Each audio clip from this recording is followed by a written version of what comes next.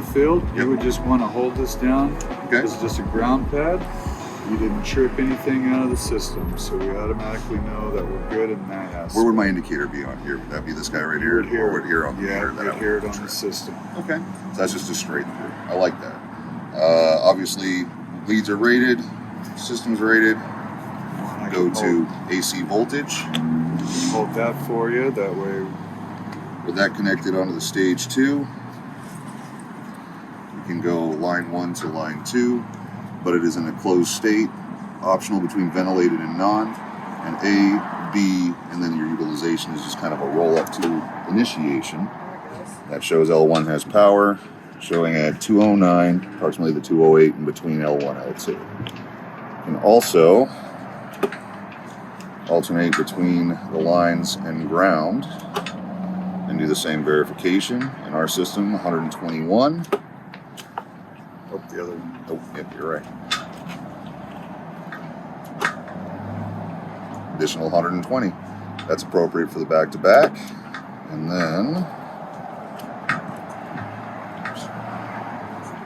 back to L1, L2, all the way through.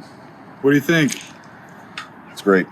The fact that you can interface with the stage 2 charger, with your meter, no trying to pry into the holes there, and especially not having to put yourself into any risk. Having this unit attached to it with that heavy duty guy right there, that makes this a whole hell of a lot easier to troubleshoot these systems.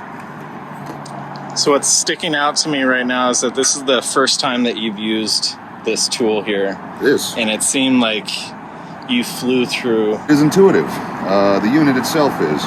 There's only a couple places where your meter leads can actually go, and if you can read one of these, you can read one of these.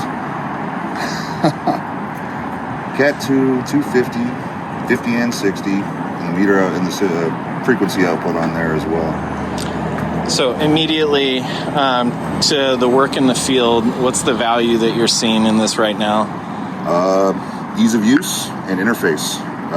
Being able to attach directly to a stage 2 handle and having something that will give you simple on, off, yes, no, optional commands on here with the readout makes it so much easier than the guess and check, hunting breakers, or interacting with the live end of that, or naturally the non-live end of that, trying to figure out what the heck's going on. If you didn't have this type of product, I could not initialize that stage 2 handle, and I wouldn't be able to troubleshoot it this way.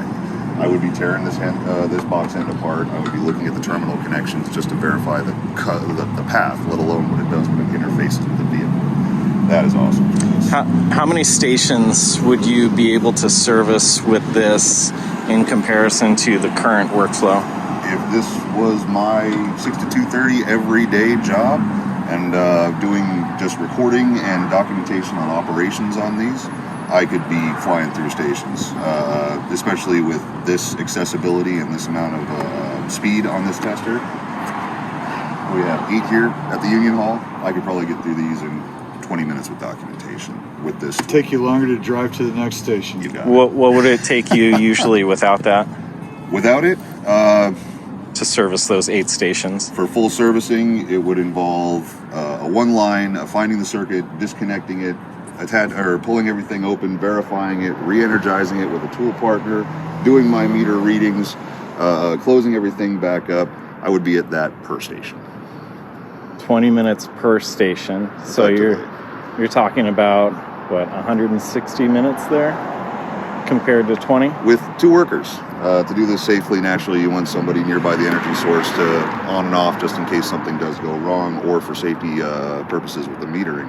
So with this and with the kind of hands-free interface on here, it's just one guy. So half the manpower, 8 times the efficiency. You got it. I like that thing. I really do.